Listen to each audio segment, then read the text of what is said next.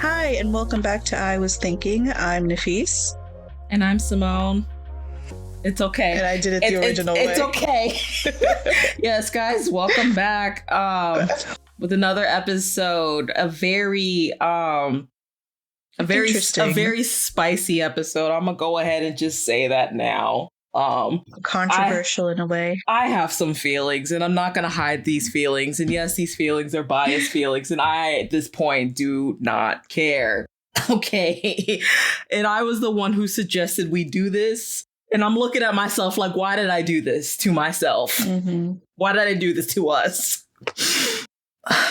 It's okay, Simone. Is it? You'll have your opportunity to talk about it. If you can't tell by the title, we are reviewing Avatar: The Last Airbender, the live action version that's on Netflix. Now, we're not going to get into like the show itself because on this podcast too, we've already reviewed like the cartoon, the original show. So you can go back and listen to that. So this will be more of like a comparison in a way of the two, which is already dangerous in itself. But hey, again, at least for me, y'all have heard us talk throughout this podcast how we're big advocates, no, big fans. I'm already flustered. We're big fans of the show in general. We talk about it all the times and how it gave us like morals we feel like as a child. I'm very glad I grew up with the original. I'm glad I didn't have to rely on this as a child. So this is gonna be fun. And we are splitting it up into two to go into a little bit more detail. So I am doing episodes 1 through 4, and this is part 1. And the feast will do episodes 5 through 8. Yeah. Is there anything you wanted to say, the feast, before we get started, or? No. I guess we can talk about our thoughts, expectations going in. So how did you think the series would be like going in? Because I already knew there was going to be some things that are going to be butchered. But because of the amount of production value or like the amount of money they put into it, I at least expected the key elements to be there. I don't know. I'll say some things now and I'll save the rest throughout the episodes and for our closing thoughts. But my main initial one, if it's not broken, stop trying to fix it. This goes into my bigger complaint, always talking about Disney, of like, stop with the remakes. Stop with the remakes. Stop fixing. Yes, even the old things. Of course, now we can point out, especially as we're older, of the problems that they had. Because let's be honest, none of it was perfect. Even Avatar, it wasn't perfect, but like still, they just keep. I just want them to stop remaking fake. It's different because of like even now they are moving forward with like continuations, because like, we're supposed to get a cartoon movie version of like them as adults, which I'm gonna be honest, I don't know how I feel about that anymore. Especially it came out that Eric Nam is voicing adult Aang, and I'm not even saying that because of my feelings towards him now. I can't vision his voice as adult Aang, but we're not going to get too much into that. But even that in itself is different. Please tell me Zuko's still doing Zuko. I think he is. I don't know. Anyway, that's not the point. That's different than like a full remake of an original story. Yeah. It's like, I don't know why we have to keep retelling original stories. Just make up new stories. Yeah. It's like all the things that happened in Hollywood with the strikes was basically for nothing. Also, this just goes into my frustration of the new streaming era and like cutting back episodes of like making because season 1 in the original is like 20 episodes of like 30 minutes without the commercials, 25-minute episodes, and is trying to combine all that into hour-long 8 episodes, and you could just feel it's rushed. You can just tell it's rushed. Even if I wasn't a fan of Avatar: The Last Airbender and already knew the story, it just felt so rushed to me. Yeah. That was my original perception. I felt like I couldn't marinate in what was supposed to happen. Like it just kept moving on to the next thing. and the next thing, and the next thing. So, I mean, I don't know. It was definitely action packed, I guess you could say, but I guess because yeah. we're always complaining about like our attention spans and how short our attention spans are getting, and I'm just saying like things like this to continue our short attention spans is not helping. Yeah. So, oh god. It's okay. At least you still have the original one to Which fall back honestly, on. after this, I'm either going to, probably not today, but sometime, and hopefully it's this week, I'm going to go out to my local mall and see if that one store, FYE, still has the DVD collection set of the whole series. And if it does, I'm going to buy it. But that's also just, again, with the streaming service and like how digital media is, not digital media, physical media is disappearing with digital media and how digital media isn't as reliable because as we know they can delete stuff anymore, and because they're getting rid of physical media, like they don't want us to own quote unquote own things anymore. So it's just showing that like it's never, I don't know how to explain it, but I'm gonna go look for this series in DVD and buy it because I still have a Blu-ray. So yeah, because I don't trust Netflix to keep it any longer. Yeah. Because I think with Netflix, though, actually, they had it for a really long time, got rid of it, and then brought it back. It brought it back when they did that deal with Nickelodeon. Yeah. So things are always moving from one platform to another. So yeah, it makes sense. Plus, now there's this new thing with Comcast where they're introducing a new streaming site to combine Netflix, Peacock, and another one together. I think it's Max as a bundle. Just go back to cable. I'm so tired. At this point, because like when you add it all up, it's the same thing. Probably more expensive, actually. Well, more expensive in more ways to just like not pay people, basically. But like, upcharge the consumers. Anyway, let's get into the show because I could keep going. Yeah. All right, so let's go ahead and just get into this show. So like we're saying, this is Avatar: The Last Airbender, the live action, premiered on Netflix February 22nd of this year, 2024, and it's rated PG. I'm already going to stop right there because it's like this should have been rated higher than PG in my opinion. Because it's rated that way for fantasy violence. Yes, you don't think seeing someone be burned to death is more violent? Yeah. As well as having to actually watch the airbenders get killed instead of us as children, even though we're already young enough to put two and two together that they're gone. Mm-hmm. Did we really need to see it? I'm not even saying that because of the way things are going in the world right now. I just mean that in general, if this stuff wasn't happening. Yeah, that's true. And it happened more than once. Of them, you know, like burning people to death. You see their charred part, but I don't know. Maybe that's just me. I don't really think that should be something higher than PG, at least. No, I agree. Because when we go back, I mean, you'll talk about this later, but when they talk about Katara's mom, like when they bring her up, they literally show Katara witnessing her being burnt alive. Which is something they changed because Katara never actually watched. Which is more closed door in the actual, series. So yeah. Even I was like, at that point, I was like, oh my God, I would be traumatized as a kid if I saw that. Like, she already knew her mom was gone. She didn't have to watch it and witness it because her mom chased her away in the original, which we didn't even find out till season 3 how she actually died. Yeah. That's another thing too, combining and picking things from other seasons and putting them in the first one where it just doesn't make sense. Yeah. Anyway, my opinion, I feel like this should, if they were going to show the violence like that, make it TV-14, and maybe you could have like made it, I don't know, more violent if you wanted to or something like that. Because that was another thing too when they were talking about, they were trying not to make this a kids show and take out like the kids show element from the cartoon and make it more of a drama. It's like, okay, if you're going to make it a drama, why keep it at PG? Right. Mm-hmm.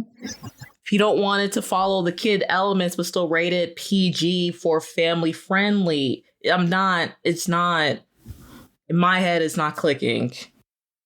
Mm-hmm. Oh, that makes sense.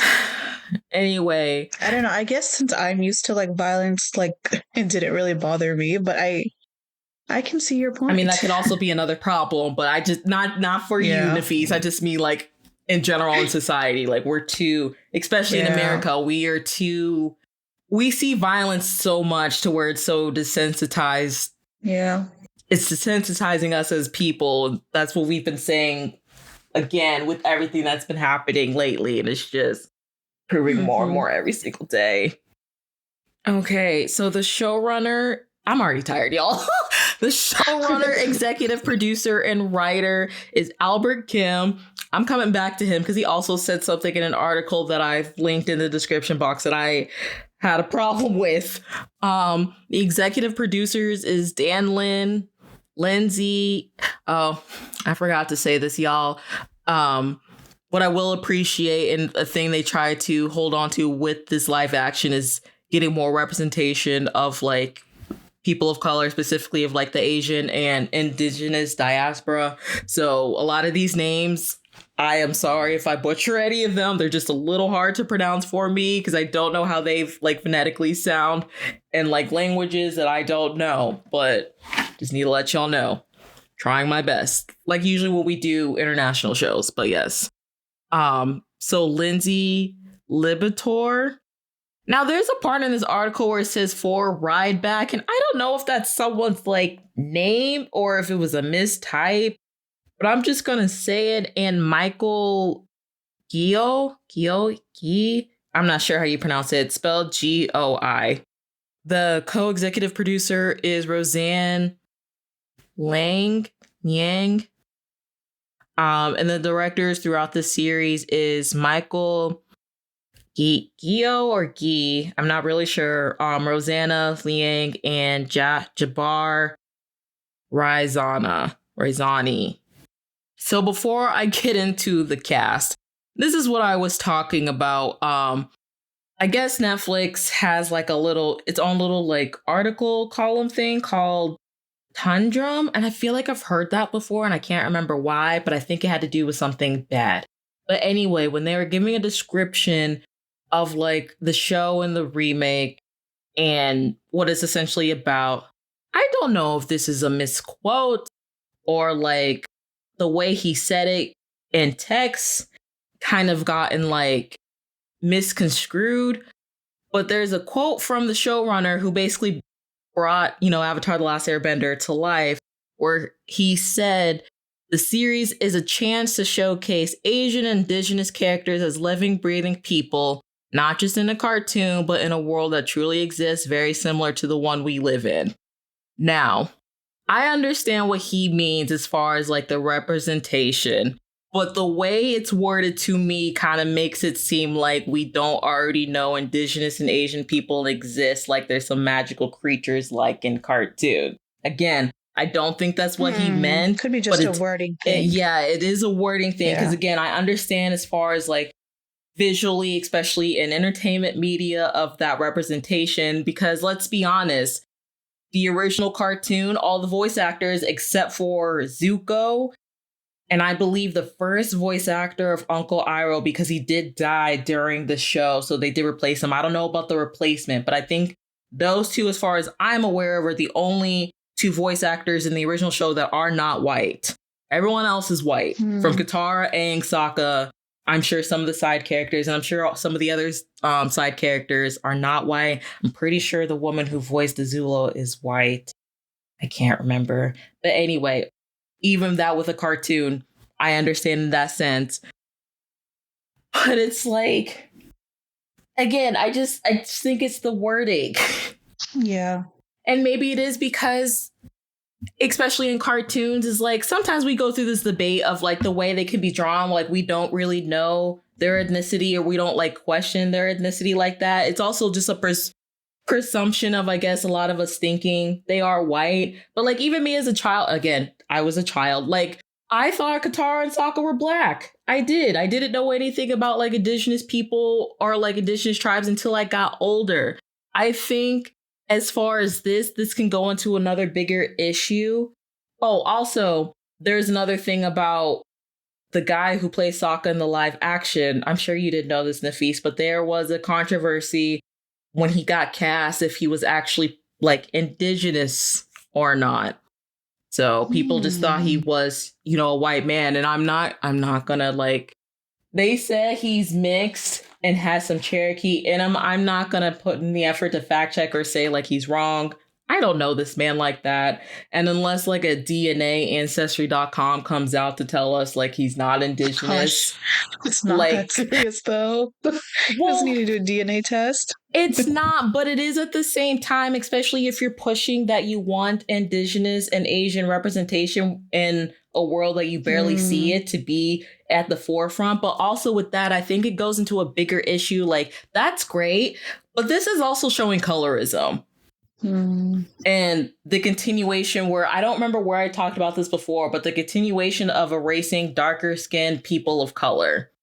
That's why I brought up why I thought like Katara and Sokka were black when I was a child, because even though they were indigenous, they were even drawn darker. true. So I saw no really any type of darker Asian or indigenous people in this show, Mm, which to me is a problem. I'm not even saying that as a black person because again, with other people of color who, are darker like that, they always try to link them with blackness, which also goes into anti-blackness. I'm telling you, again, we talked about this before, the racism, the anti-blackness, and the colorism. It's like, the little symbol for recycle with the arrows all pointing each other. It's literally what it's like. So it's all yeah. connected in some type of way. They all play off of each other in some Hmm. way. So I think it's another reason why I had a problem with this quote. Not only, at least in text, it made me think you were saying, also as an Asian person, that like people don't think y'all exist, which we know you guys do exist.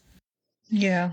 So I don't know. I don't I know if you mean, had K any, dramas, hello. Chinese dramas, hello. even with those, again, I'm not trying to talk over other countries, but they have their colorism problems in itself as well. But No, what still, I mean is like we know they exist because those are popular. So, yeah, now they are. yeah. So I don't know. I don't know if you had anything to say No, about I that or understand not. your perspective on that. It makes sense. Is there anything you wanted to add? No. Okay. I think I had more, but I'll save that a little bit towards. Yeah, I'll save it towards the end for my overall thoughts. But yeah, that was just one thing for me. So we'll go into the cast. And I went ahead and listed the whole cast that was listed in the article. So Hmm. wanted to give everyone their flowers. So we have our main character, Aang, who's played by Gordon Cormier. Katara, who is played by, did I write down her full name? Hang on. I did. Okay. For some reason, I didn't think I wrote down her full name, but I did. I'm going to butcher this. I apologize. Kiwa Ntio plays Katara. Sokka is played by Ian Osley. Zuko is played by Dallas Liu. Firelord Ozai, Daniel Day Kim. Uncle Iroh, Paul Sun, Hyung Lee. I've also recognized him because I watched the show that he was in that's also on Netflix, a Canadian show called Kim's Convenience. It's a cute show. It was also interesting because he puts he Oh, I plays was like, I recognize it from yeah. He plays somewhere. the dad, which is Okay. interesting to see because I do forget that like he didn't really, I don't think he grew up in Korea because he is Korean, so he doesn't have like an accent like he has in that show. So it was throwing me Mhm. off to like hear his actual voice in this one. Yeah. Azula is played by Elizabeth Yu. Gran is played by Casey Camp Hornack. Princess Yue Amber Mid Thunder. Paku is played by A. Martinez. Yagoda, who is a new character. She's like a healer in the Northern Water Tribes, played by Irene Bedard Han. It's played by Joel Owlett. Chief Arnuk. Nathaniel Arcade. Avatar. I don't know how to pronounce the water bender avatar. Was it Kirk? I believe. Yeah. Kirk, I Okay. think. Magwoon Fairbrother. Suki is played by Maria Zhang. Yukati is played by Tamalin Tamita, who is also a new character from the island of Kyoshi Island. Avatar Kyoshi, played by Yvonne Chapman. June is played by Arden Cho. Shout out to all my Teen Wolf watchers out there. And Arden Cho still getting her flowers because Teen Wolf screwed her over. Anyway, I love you, girl. King Boomy Utaka. Oh, not Utakash Ambudkar. The Mechanist, Danny Pudi, Heo or Tao. I can't remember how they pronounce it in the show. Lucan River Chulhan, the Cabbage Merchant, James C. And he is also the voice of the Cabbage Merchant in the original cartoon. I remember that being like a big thing when announced his casting. So Commander Zhao, who apparently doesn't end up being General Zhao, is played by Ken Luing. I apologize, y'all. I know I'm butchering these names. Lieutenant J is played by Ryu Iskander. Ty Lee, Momo Hamada, May, Talia Tron, Firelord Zozen, Hiro Kanagawa, Avatar Roku, C.S. Lee, Gyato, Lim Kasui, and the voice actor of the Spirit Ko is played by George Takaki, and the Owl Spirit Wan Shi Tong is voiced by Randall Duke Kim. Oh, Lord. Give me a minute. Good job. Thank you. Oh, my mouth hurts. I'm not sure if you're going to mention this later, but the actress for Katara is actually indigenous. She is, yes. Yeah. They're pretty, well, I think pretty much a majority of them are. Mm-hmm. That's what I was pointing out earlier, is that they tried to... Except for him. We don't know. Speculation. Supposedly. Allegedly. Yeah. Y'all ain't gonna come after me, okay? I am just saying what I remember, the controversy happening 2 years ago when I was keeping up to date with like the casting and the changes and all that. So yeah. Also, since I did this so last minute, I couldn't like pull in articles of like the things they changed. But again, we'll bring those up during the episode. Okay, so episode 1, we start off with Aang. Now, the way I did my notes, I tried my best to like do what I normally do and explain what's going on. Oh, I also forgot to do my disclaimer of like us. You'll already know by now we spoil everything. So if we're talking about the whole show, expect us to talk about literally everything. Yeah. But yeah, I try to explain what was going on, and then I could tell throughout my notes taking, it's just my first reaction. So there's going to be a point when I read out my bulletins. It's just how I was reacting to certain scenes. So yeah, we open up with episode 1 with like a quote unquote spy, I guess, in the Fire Kingdom. A man is being chased down, trying to get a scroll out to the Earth King, to basically let him know that Fire Lord Sozin is like planning something, and then he gets caught and he's speaking to Sozin, which is really kind of the first time we see Sozin, even though in the original we don't see him till what, like season 3? Yeah. Basically talking to the spy, giving the hint that like the scroll was kind of meaningless because he has other plans. So I guess we can kind of already see that Avatar Kyoshi will be used in the series more than the original, because she actually does the opening of the show instead of Katara, which is another thing too, because I don't know if we talked about this when we talked about the old series, but I think as we get older, we can kind of assume the whole show is basically supposed to be from Katara's point of view, which is why she does the opening. So we kind of already took that element out of like, this isn't being told through the eyes of Katara anymore. Whose eyes is this being told through? I don't know. And Katara. Yeah.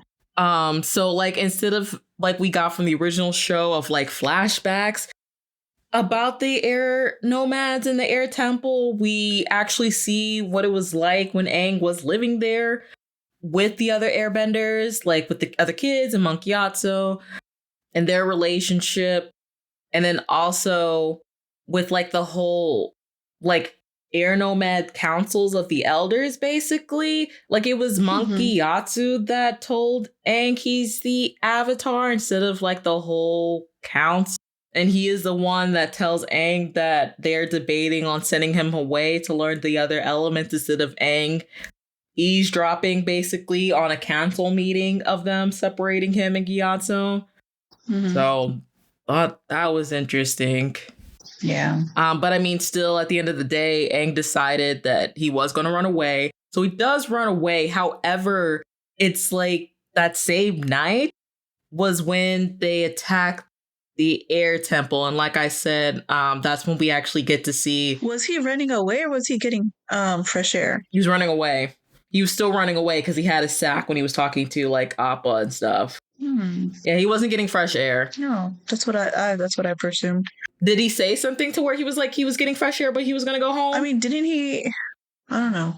Because he said something like, oh, I need to go to this one particular area to be able to like think clearly. So that's why he went to like a separate island or something. That he never reached because of the storm, obviously. Right. But yeah. Okay, well, I was under the assumption that he was still running away. But did they change it to where he just went to go get fresh air and just happened to leave at the right time? I don't know. Oh, dear Lord, that just... I was like, that's convenient. Because another thing, too, it's like when Aang initially runs away, he didn't leave on the comet. The comet came a lot later before Aang even ran away. Yeah. But when he ran away, apparently they were preparing for a celebration or a festival of the comet. I think so. They were, which again was... Yeah. Listen, I already said this. I'm coming at this from a fan. I know many people were like, come at it separately. I couldn't do it, y'all. I can't. Again, part of these remakes is, yes, they're for a newer generation, but you kind of have to get the original people to want to take the newer generation to watch this. Yeah. So in a way, it's still like trying to appeal to us. Did it? Can't. We'll save that for the end. Anyway, so I guess scratch out that part because he wasn't running away. He was just trying to get some fresh air. Dear Lord. Anyway, this is pretty much where I start writing down Simone, don't be that upset. No, I can't. You can't do this to me. This was a mistake. Anyway, the way that Katara and Sorry Sokka... to cut you off, but I was watching the first episode and I'm like, oh my gosh, Simone's gonna have some words. If I could even get them out, I was just mostly in disbelief. I was like, what is happening? Where is my penguin sliding egg? I don't think we even got to... No, we didn't even get to see that. No, he don't even mention... Let me go back to my notes because there was another thing. You know what? No, I'll actually say it right now. That's another thing. It's like, because first of all, they gave like Katara and Sokka's village a name, which is the Wolf Cove or the Wolf something. They didn't have one in the show, right? No, but not only that, it's weird to me because I don't understand how they can have mystical creatures like Appa and Momo who are mixtures of different animals, but also still have real animals.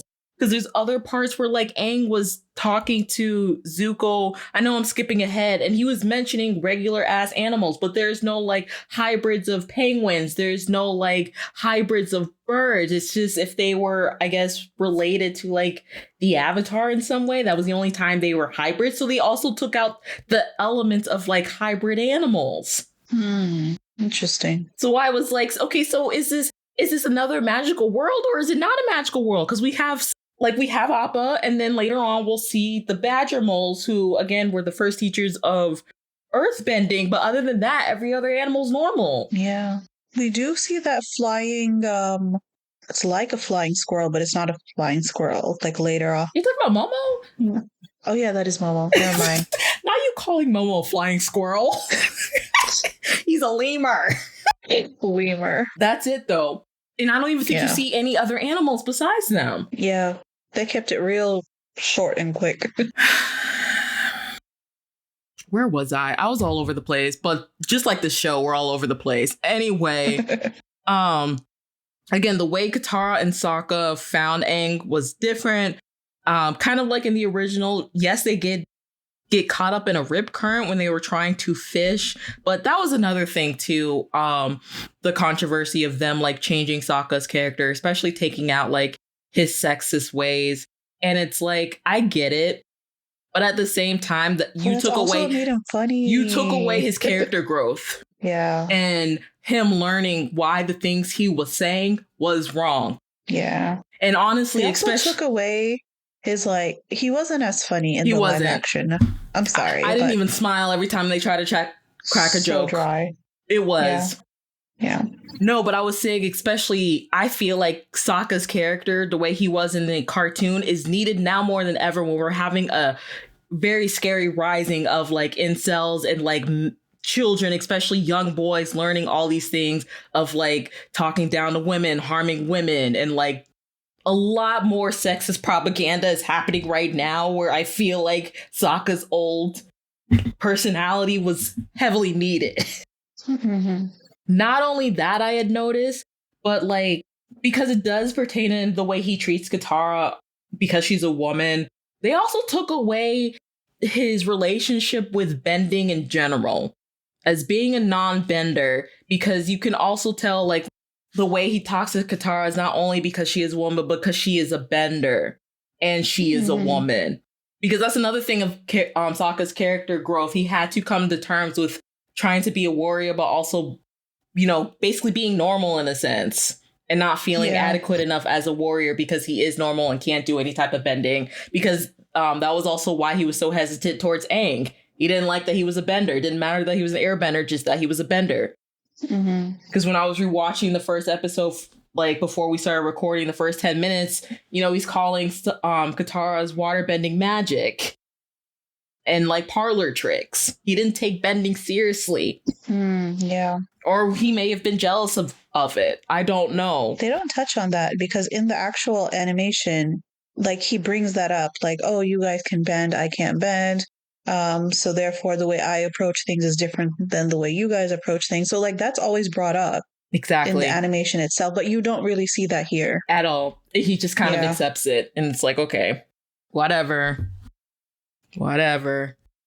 But yes, so, and the ice kind of breaks on its own. So again, they didn't get into that fight. So like Katara didn't use her water bending to like break the ice. But she does, because their boat didn't get destroyed. She was using the water bending to try to bring the boat back, not out of anger, but to bring the boat back. And that's how I guess she ended up breaking the ice. So I will say though, the South Pole, like the whole Wolf Cove, is absolutely beautiful. It was. Like the way they displayed it and everything. So pretty. It was. Yeah. Actually, all the locations were really, really gorgeous.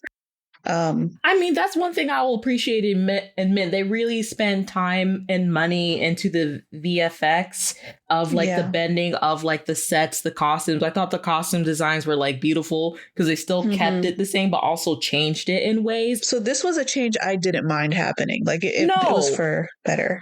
Definitely a lot better than that atrocious movie from 2010 we don't talk about that we treat like Voldemort. Yeah, I didn't even watch it. I knew at the age that I was when that came out. What was I in? I know I had to have been in middle school. And if middle school me, who usually can accept movies, can say that was a bad movie, it was a bad movie. Even Matt and Rebecca, like we've had them on the show before, but like I remember I had talked about Avatar so much, I ended up getting their kids to watch it on Netflix. And the movie used to be on Netflix and they watched the movie. And at 10 and 8, they could tell me it was a bad movie. Okay. That's how you know they'll be all right in the world. Exactly.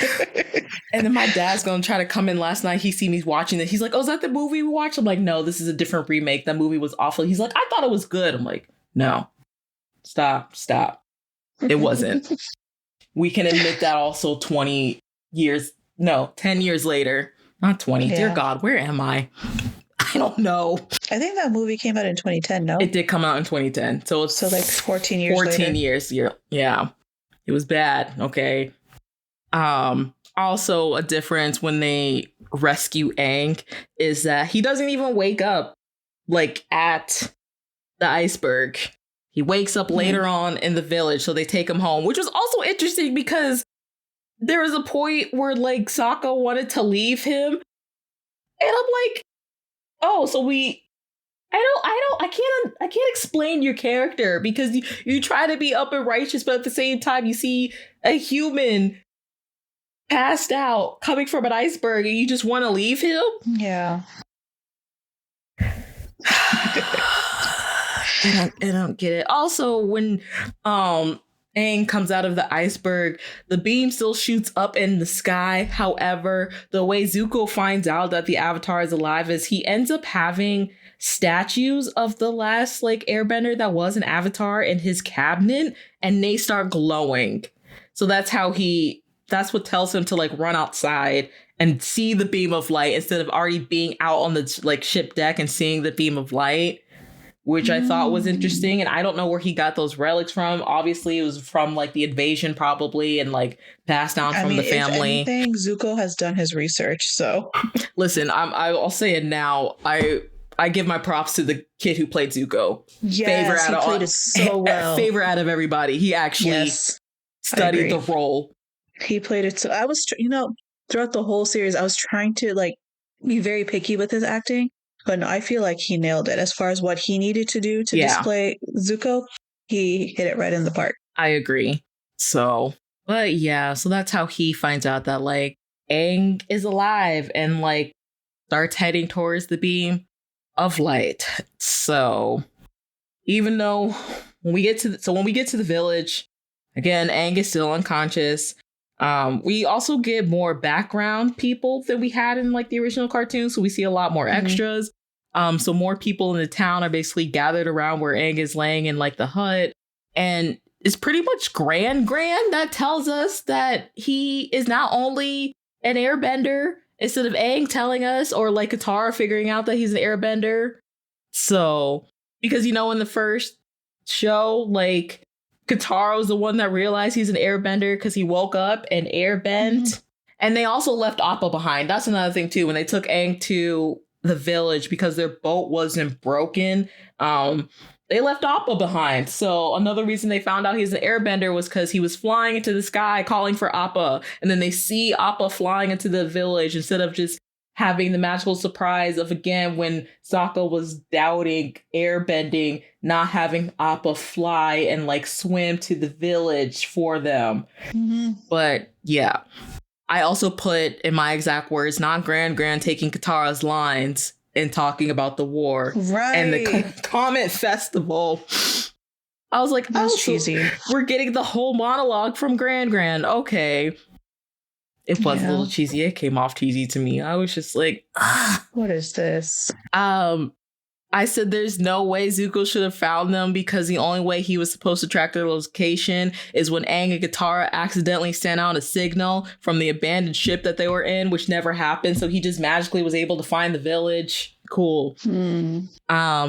Also, not Gran stealing Zuko's line because it was Zuko who told us that Aang was the Avatar.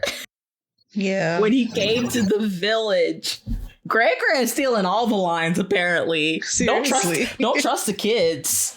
The kids don't know better. Who is this guy who told Sokka that the ship was approaching? Because another thing that made me... Y'all, this is just me ranting at this point, basically. And we're already so far along. I'm so sorry. I just had a lot to say. Another thing about Sokka is the way that he was and the way he was so like stubborn and like headstrong. And again, sexist was because he was the only male his age. All the other men in the tribe left to go fight in the war with his father. So Sokka was the only actual adult, well, technically adult, because he was still a teenager. in the village, and every other man that was there was either elderly, 60 and up, or under 10. So I'm like, who is this guy? Yeah. Because he ends up leaving him in charge when they leave. I'm like, who are you? But he was right, though. Right about what? Of the ships that he saw, or the ship. I'm not worried about that. I'm trying to figure out who he is. Oh. Like, who are you? An extra, I guess, in this case. Anyway, where is my fight scene between Aang and Zuko that triggered Aang to go into the Avatar state slightly in the first place? Because once Aang escaped the cell, they kind of just ran away. And it was Katara that blocked Zuko's fireball at them, not Aang himself. So, yeah. And then we kind of combine this with them going to Aang's home, the Southern Air Temple, and like, you know, obviously because of time, they don't really get to the adventure of like exploring the Southern Air Temple. Aang not really realizing his people are gone. That's another thing too. It was like Aang was very quick to accept that like his people were gone. Because in the original, he was trying to deny it for a while. So they're very quick on that. Showed a lot more ruins, a lot more evidence of like there was a fight that happened, and he found Gyato's body very quickly, which did send him into the Avatar state. However, they also took away Katara's whole monologue about like trying to calm Aang down and like saying like we're your family now, and instead the only thing that broke Aang out of it was Gyato telling him that like he's still his friend. So I thought that was interesting. And then my last note was like, since when could Zuko draw? Didn't know he was an artist, but okay, cool. And also apparently has really good handwriting. Apparently, he also writes in a diary. So that's new. And convenient. If he was able, you know what? Let me not. Anyway, that was episode 1, guys. So yeah. As you could tell, like Nafis said when she was watching it, I had a lot of thoughts and feelings. Yeah. All of them I didn't even get to express, but I'm trying to save time. So yeah, that was just the main bulk of it. Most of these, again, are my reactions.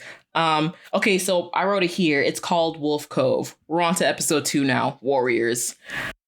My bulletins, because we didn't get the full detail of the Southern Air Temple episode, and Sokka coming to the realization that he actually cares about Aang and helping them out. Again, he wants to abandon Aang and go home, which I think he did in the cartoon, but like after he saw him in the Avatar state is when he came to the realization himself, like, oh, we should actually help him. Not afterwards, but sure.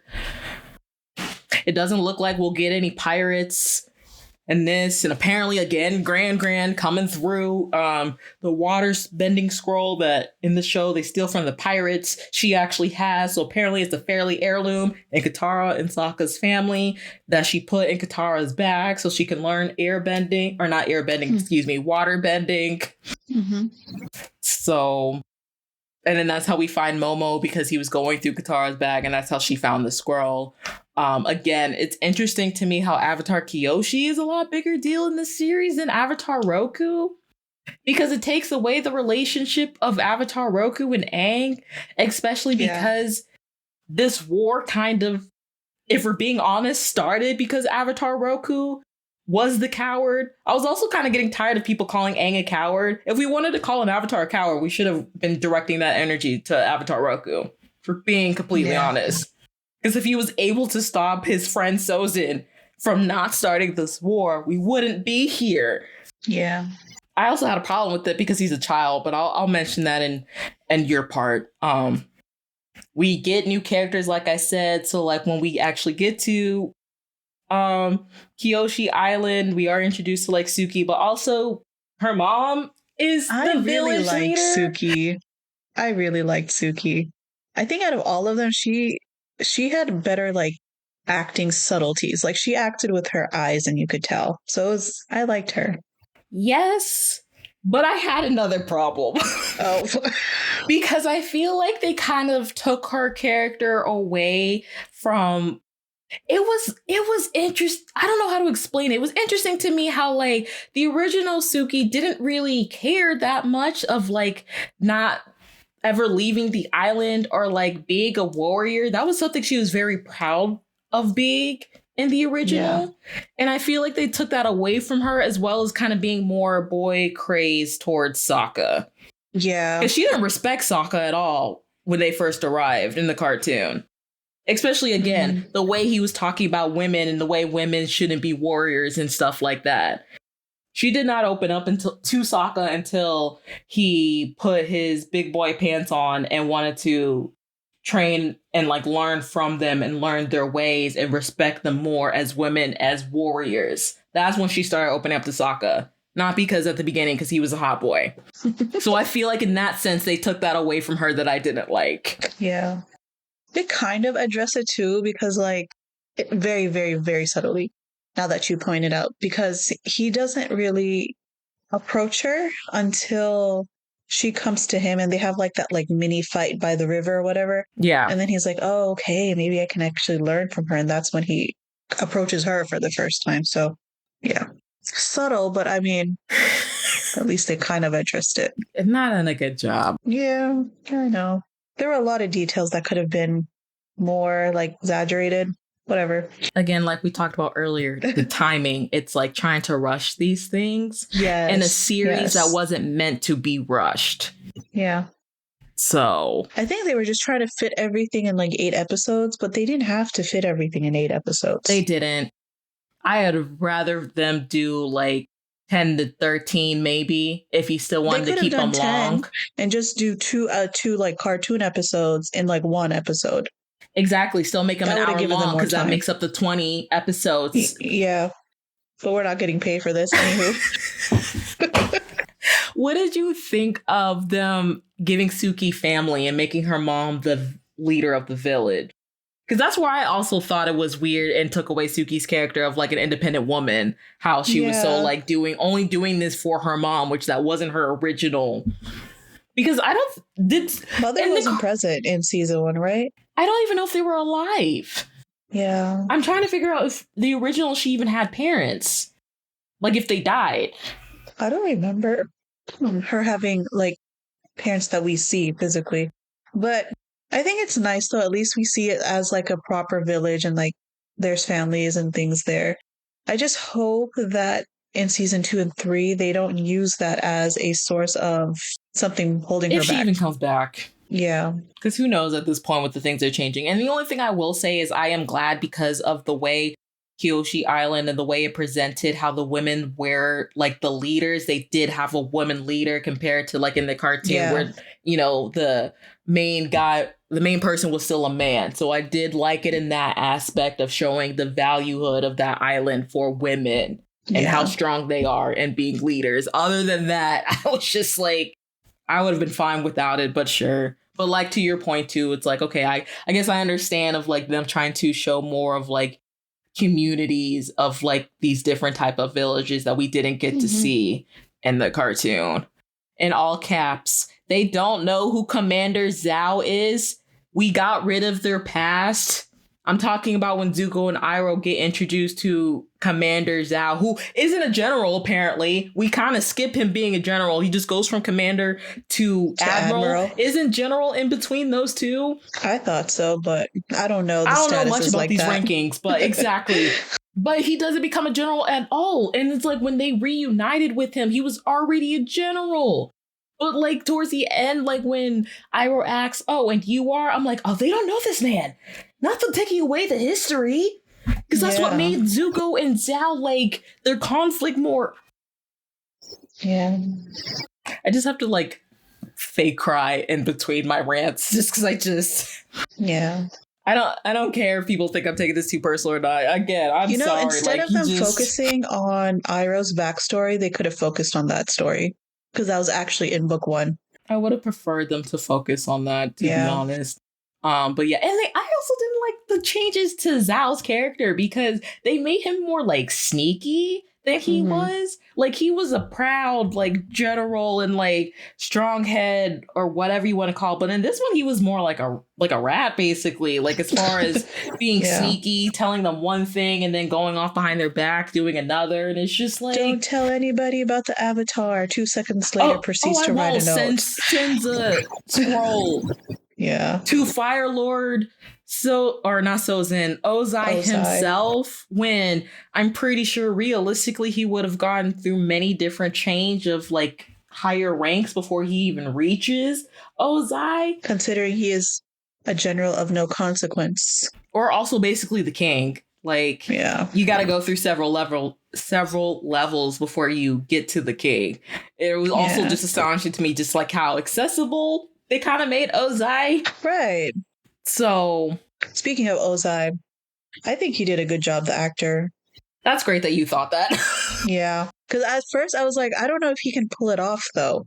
Because, like, in the other roles that I've seen him, he's always, like, very, pleasant and things like that. But I think for... Oh, you mean the actor himself? Yeah, the actor himself. Okay. Yeah, so I think he did a decent job with playing Ozai. However, he wasn't as angry as I expected him to be. It's not anger. We jumping all over this place at this point. I don't care. It's not anger. It's just the one thing too. I didn't like them introducing not only Azula but like Ozai so early on. Is that the whole point of the mystery of the Fire Lord was because he was so mysterious in a way we didn't see him as a human. To the Fire Nation, he was looked at as a god. To everyone else on the planet, he was looked at as basically a demon or like the devil himself. And I feel like that was taken away from introducing him so early. I don't know, because it's like even in the show, you can recognize he wasn't supposed to be humanized so early. And that's why when we talked about the war and the tragedy that it is, because we don't humanize him, we don't think he truly cares about anything else except for divide and conquering. Right. So... Which, fair enough, he really doesn't, but... I mean, no, but still, it was just... It kind of threw out the whole mystery of that, towards the end of the series, you just realize, he's just like a regular human being who has demented ways and thoughts and ideology. I mean. He wasn't as sinister as we wanted, like, as he was supposed to be. Yeah, and I don't know if showing that so early on truly was beneficial or not, in my opinion. So it did kind of deem down the magic in that sense for me. But let me keep going on my notes. It's also interesting how it seemed like Aang was more worried about going into the Avatar state instead of learning the 4 elements. Like, is he even going to learn the 4 elements at this point? I was wondering about that because he and Katara were like really going at it as far as like waterbending was concerned. Like, he was actually attempting to learn waterbending, but in the live action, he does not bother with it at all. So it's like, it's called the Book of Water. So... Thank you. I was going to mention that. It's like, these books have names for a reason. Right. Like, that was even before the Avatar state, even before like Sozin Comets in the war. Because he's the Avatar, that was his main goal as the Avatar, was to learn all the elements. Yeah. Because that also goes into... I mean, that's later on of like, if they really need the elements anymore, that's more of Korra season though. But still, it's like during this time, that was still important for him to be able to be the keeper of peace. Because you need to know everything and have a knowledge of everything and all the cultures and the bending in order to keep the peace. Yeah. But that kind of becomes relevant when they actually end up going to the North Pole. Because the leaders there are like, I guess the Avatar is not going to be helpful after all. It's like, why wait so long for that? Yeah. I don't know. Also, the fact that Zhao was the one that was on Kyoshi Island and not Zuko. Yeah. But remember, Zhao has like all these resources now, so... And he's also doing everything behind their back. Which again, he's not supposed to get till later on. Yeah. And then like, it's even the way Kyoshi is talking to Aang is a lot more harsher than Avatar Roku did. Which kind of makes sense because I think they alluded to this as her personality later on in season 3, but also a little bit in the comics. But I don't know, for Aang for that to be the first Avatar reincarnation he interacts with, again, bothered me. Kind of like I had brought up a little bit earlier. It's like the continuation of like blaming Aang for running away, which doesn't happen until later on. I'll have to talk about that later because there's more things I want to touch on before I get into that. But Yeah. anyway, instead of Avatar Roku, she is the one that actually tells Aang he needs to go to the North Pole, but not for learning how to waterbend. Because again, it was among Team A Avatar. great disaster is about to happen. Yeah, it was because of some disaster and not because Aang needed to learn waterbending. That was the whole point of them going to the North Pole in the first place. Not because of the disaster. The disaster came because Aang went there. Yeah. He didn't go there for the disaster. It followed him. Mm-hmm. Man, you could write a thesis about this, Simone. Listen. Don't make me have to go back to school just to write a whole freaking PhD about this. Because at this point, I ain't got the money though. I do not have the money. But again, this just shows you how much I care about the original story and how much it affected me as a child. Yeah. And how I feel like a lot of the lessons the original taught you was taken out of this. Because that's what I mean. That's what I was talking. I don't know if we said it on the recording or before we started recording, how like some of the lines that they were giving wasn't hitting me the same. And it's like, even in the cartoon, if we were not young enough to digest the words, we were able to see it in action. Yeah. And the action, to me, that also just goes into my own personal life. I was always a action speaks louder than words type of person. Mm-hmm. So the fact that the actions behind the words were taken away from this also bothered me. Yeah. I feel like that'd be more impactful. Yeah. Yeah, like I was telling you, like Uncle Iroh was not Irohing. Like his At words were all. just falling empty. And it's also like they also took his personality away because it's like, I don't know if we talked about this in the original, but I know like sometimes when I get online discussing, not me, but when I see discussions about like the series in general, not this one, but the original, about Uncle Iroh, and especially how he truly did get away with a lot of the war crimes that he did. But it's like, I don't feel like I saw the growth from all of that and all that he went through to become like the sage kind of that he laid is. back, kind of laid back person that he is, and more peaceful. He didn't really seem that peaceful to me, to be honest. He kind of seemed like egging on more of Zuko's like capturing the Avatar to go home, when we all knew Uncle Iroh, especially after losing his son, he just wanted Zuko to be happy and find his peace. Yeah. So. Not translated well. At all. Okay, I think we pretty much discussed all the... Oh yeah, and one more thing before I move on to episode 3. Because we discussed all my other bulletin points. It's like the fact that Kyoshi basically kind of takes over Aang and the Avatar state, because she does do that in the show, but that's not to fight, it's to explain one of the villages that happened when they accused her of killing like one of their leaders. So it was just for like dialogue in that sense. But it's like, if that's always going to happen at this time, again, when I was first watching this, when he goes into the Avatar state, like, is there even really a point, like we were discussing earlier, for him to learn the 4 elements? Like, is Kyoshi always going to possess him and fights, or past avatars when he fights? Yeah, that's a good point. So I guess that question will be answered in like season 2 and 3. But we'll see. All right, let me get to these last 2 episodes. So we're on to episode 3. I forgot to write the title for episode 3, but episode 3, confused me at the beginning because this is when we meet Azula. So apparently she is disguised with some like rebellions trying to kill the Fire Lord. And she's undercover. This is what I also mean by like easy access to Ozai. They shouldn't even be able to get anywhere near his palace the way that they were able to, whether she was undercover or not. And I was also confused because they talked about Ba Sing Se, and I'm like, so is Ba Sing Se already taken over, or is it not taken over? I was very confused on that because the main guy, who I feel like I've seen in other shows before, and I can't think what shows I've seen him on. He just looked very familiar, but that's not important. He said something about the siege of Ba Sing Se. I'm like, so wait, did it already happen? Ba Sing Se? Yes, they mentioned Ba Sing Se. I hope not, because that That's is what a I'm very saying. critical part of this whole arc. If I don't get to see Judy, then I'm already. Oh my gosh.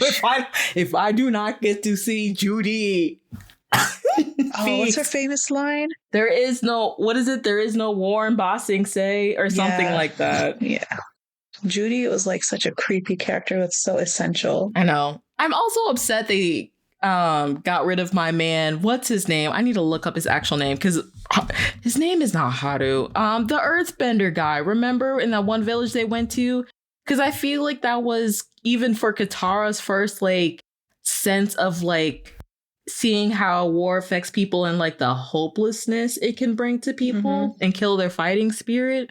Let me type up his name because is it Haru? Oh, it is Haru. They took my man Haru away. I was sad about that. Anyway, but they didn't take one character away, which I'll bring up soon. Yeah. So while they're at the fire, we see Fire Lord Ozai and Azula. And they received a scroll from Zhao that the Avatar is alive. Again, like I said, the way they're burning people up, how is this rated PG? This just doesn't scream PG to me. It's interesting how like Aang is kind of more like a teacher to Katara when it comes to waterbending than like Katara is a teacher to Aang. But like Aang doesn't have like any rush to learn waterbending. So it's like, what are we doing? Yeah. How are you going to be a teacher to someone in like an element you're not yourself trying to learn? Anyway. Oh, I already pre-warned you guys. I'm not going to be in this episode. Very spicy. Listen, I was like, when they went to the city of Omashu, first of all, this is where we were like, oh God, they're combining like 5 to 6 episodes into just the city of Omashu. At first I was like, who is this man that keeps flirting with Katara? Because I'm getting a weird feeling from him. And then when we found out it was Jet, I'm like, that explains it. Yeah. I was like, who is this hot? Like, this guy is hot, but like, I'm getting weird vibes. And I'm like, oh, it's Jet. I'm like, never mind, that made sense. Never mind. I actually liked Jet. Jet did well. I like the actor for Jet. He did well. Yeah. Also, again, very attractive. Very toxic as well. But you know what? I'm human. I think in that scene where they're trying to get into Umasho, it was just so funny that you have like Sokka in the back and he's just like reacting to their conversation. Thought that part was kind of funny.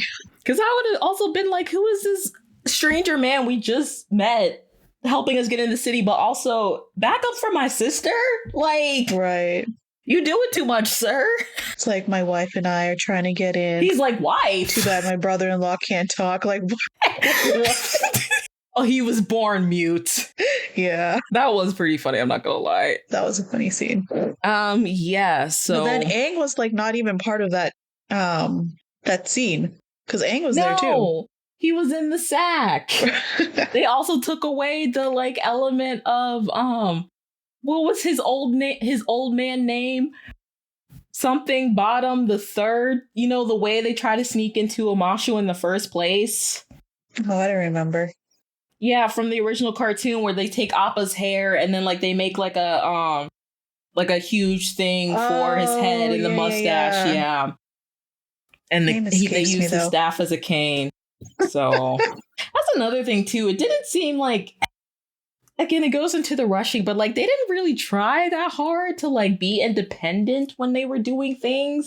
Because it really was just like the 3 of them that had to like figure things out as they went along. And they also took that away. Anyway. Yeah, so like I said, combine like 5 to 6 side stories into one.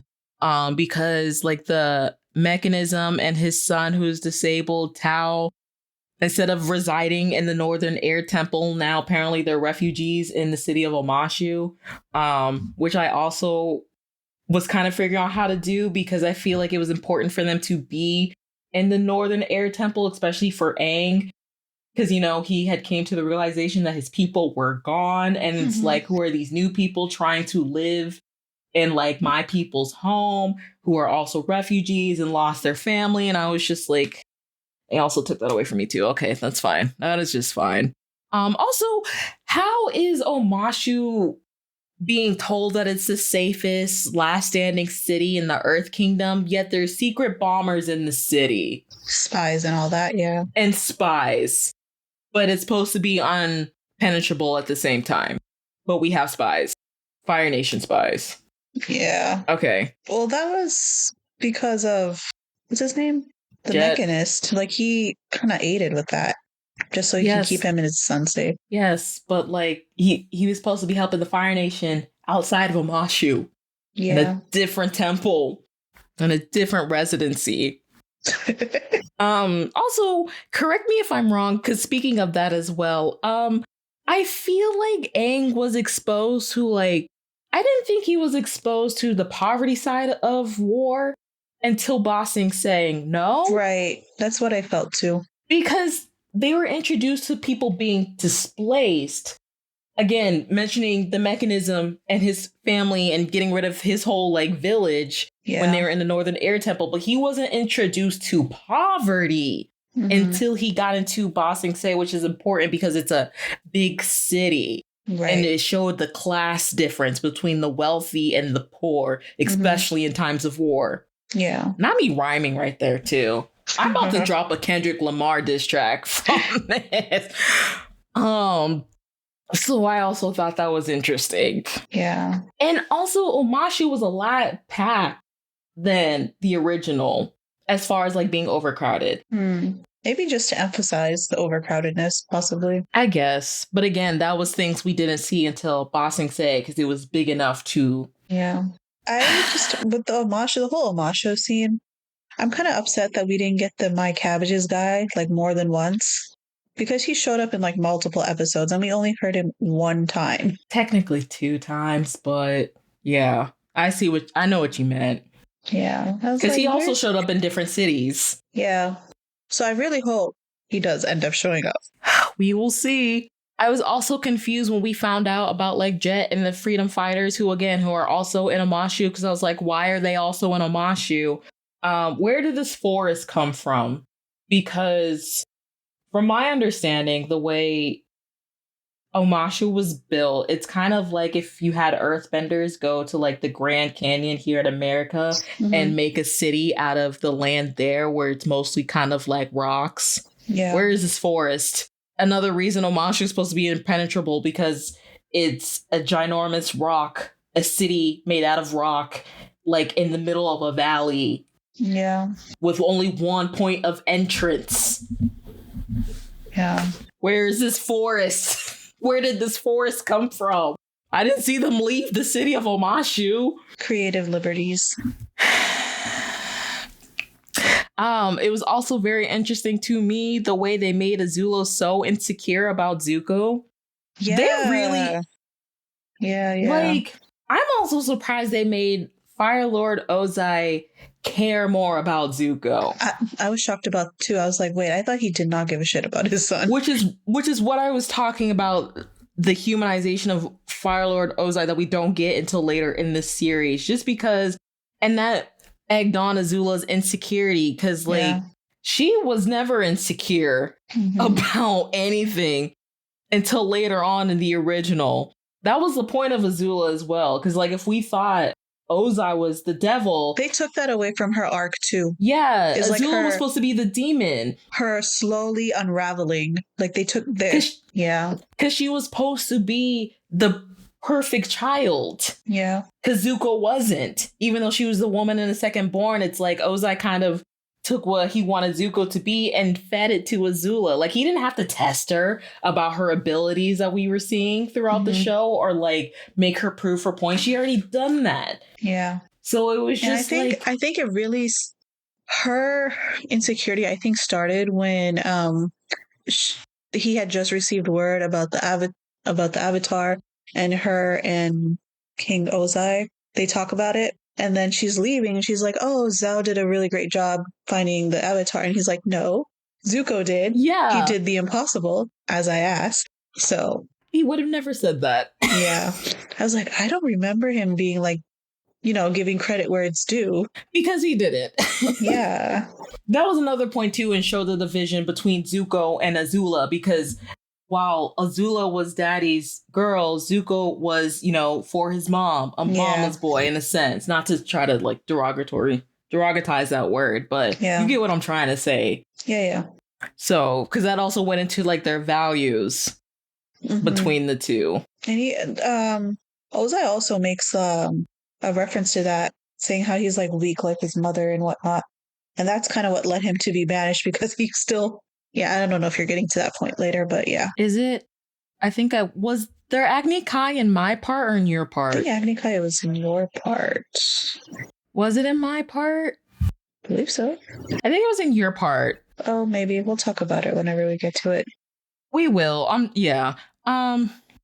Also, like, the way Jed's character was, why was all of his anger pointed towards King Boomy when, like, a majority of his frustration was towards the Fire Nation, because he thought getting rid of, like, the king was a way to stop the Fire Nation spies?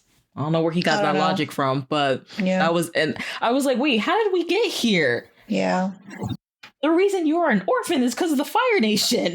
Not Boomy. Leave Boomy alone. Like, where? Someone help me connect the dots. I can't find Waldo. Yeah.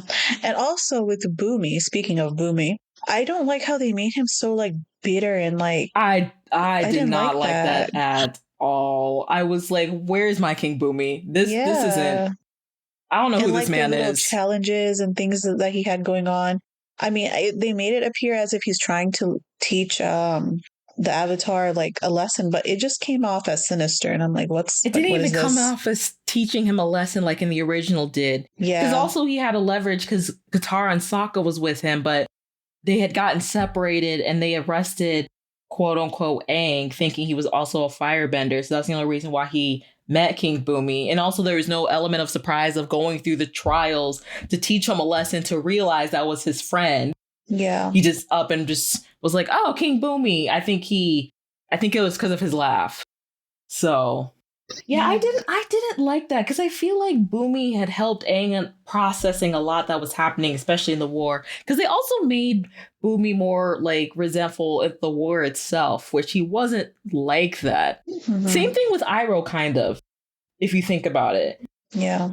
I feel like Iroh and King Boomy were kind of the same in the sense, as far as like the way, especially since they were older and had been in the war for so long and their powerful bending.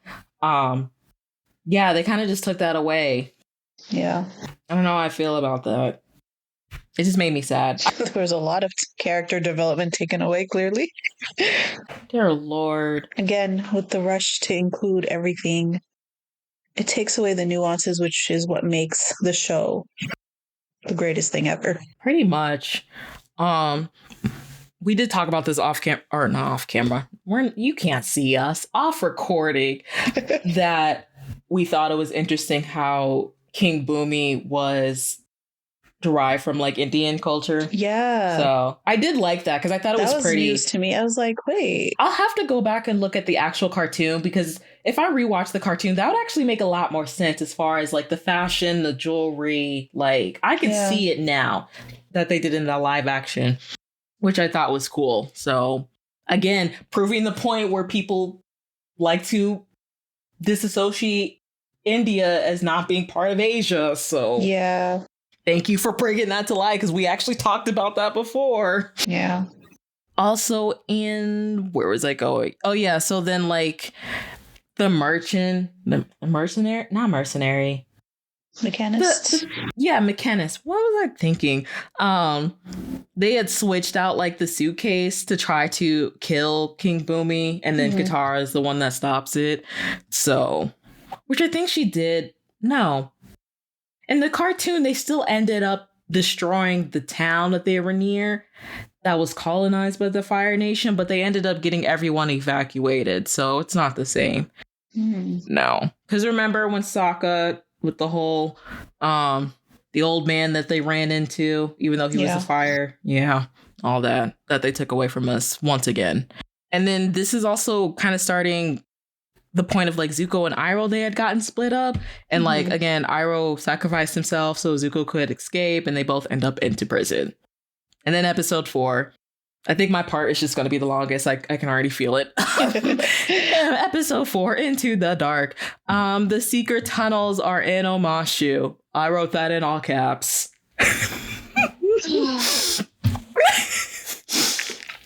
Which, Shall I sigh again? Which doesn't make sense to me, because yes, they go into the story of how Omashu was created from the secret tunnels, which we don't find out until season 2. First of all, also The Tale of Two Lovers, season 2. Season 2. But The Tale of Two Lovers, they created the tunnels outside of Omashu. The only reason Omashu was created, yes, because of them, but is because it was an area where their two towns like met in the middle. The tunnels don't actually go into Omashu. Yeah. I wish y'all could see my face right now. I'm just like, yeah. We did get to see our hippies though, because he's the one that told us about. No. Oh, that didn't even save it for you. I'm so mad about that because he didn't drink his juice. Sokka did not drink his juice, and he did not go through that whole like I'm on acids experience. Like, no, I feel like that was needed. I feel like that was needed for him to like bring out his comedic side. Like in this whole live action, he's just dull. Are you talking about when Sokka drinks cactus juice? Yeah, is that not in The Tale of Two Lovers? No. What is that? Nafis. That's in the desert when they've already met Toph, when they're finding the secret library. Are you sure? I promise. You're gonna ask an avid Avatar fan if I am sure. You really question? No, that's why I was wondering why you were so mad about that. I'm like, that doesn't even happen at the beginning. Because first of all, Toph is with them when that happens. Because they get lost in the desert after they had lost Appa. Really? Yes. That's after the library. Oh. All that happens. That's part of the delusion because they're in the desert with the heat, with no water. So the reason he drinks the cactus juice is for the water they don't have. Oh, that makes sense. Yes. My bad. I'll take that back. Okay. Now that you know that, though, but still, the hippies, do you feel differently? No, the hippies could have. I don't know. They were just interestingly portrayed. They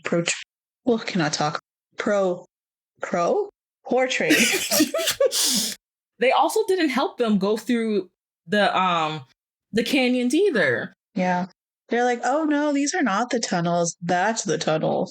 Like, and they were so scared to go into it. It was like, I thought y'all were supposed to be carefree and not take life seriously and like not worry about the ways of life or whatever. That was part of it because like they had no sense of fear. Yeah. They kind of annoyed me though because of how carefree they were. It's like, hello, you have 2 kids trying to go somewhere. Help. Exactly. Adults, help. Right. Where are the adults that aren't bitter? Right. Oh, God. Yeah, we kind of already talked about the games with King Boomy. Why are these children so serious? We can talk about that a little bit later in your part. Yeah, how was killing the king going to stop the spies? The logic doesn't make sense to me. This ain't my King Boomy. Yes, the kidnapping of Iroh again was kind of just mixed in and thrown into the city of Omashu. I thought it was interesting how they kind of try to frozen us, speaking of the secret tunnels. And by that, I mean the relationship between Sokka and Katara, how they went through the tunnels instead of, the hippies and Aang and Sokka and Katara. Mm-hmm. And Sokka goes off with the hippies and, Aang and Katara. Because obviously, if it wasn't pointed out earlier, they took away the whole love interest between Aang and Katara and Aang not having a crush on Katara. At least for now. I don't know if they're going to try to bring that up later on, but I think that has more to do with the character ages though. I'm kind of okay with them not doing that because it seemed weird. I understand, but it's like they were still children in the cartoon as well, and he had a crush. It's not like they didn't act on that until they got older. Yeah. Well, yeah, that's fair. Because the tale kind of was supposed to help them navigate that too. I don't know. Yeah. I don't know, but I also thought it was interesting then they made how it a brother-sister thing, so okay. Yeah, and it was also weird how they took away the significance of the crystals too, because Katara kind of made a thing about like, oh, I thought it was weird that like the quote of like finding light in the darkness or love in the darkness, how they took that away from the crystals and applied it to the badger moles when it was basically both of them. Yeah. Like it was supposed to show two separate stories. Like, yes, it was the crystals, but it also was the badger moles. That's why the groups were separated and they found different ways to escape the tunnels. Two different meanings of that. But we're just going to disregard the first meaning with the crystals and just like, no, it was just because of the badger moles. So also, why did they make my badger moles violent? Right. I was so upset about that when he started like roaring at them. I'm like, no, they were violent creatures. Yeah. It doesn't even have to deal with them like being blind or anything. I'm like, no, they were supposed to be peaceful creatures. Yeah. Was that it? I think we pretty much explained everything else. That was pretty much it. So yeah, that is part one.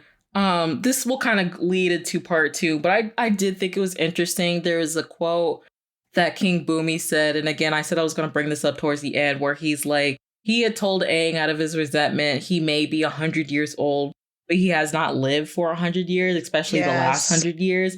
And it's like, yes, I get that.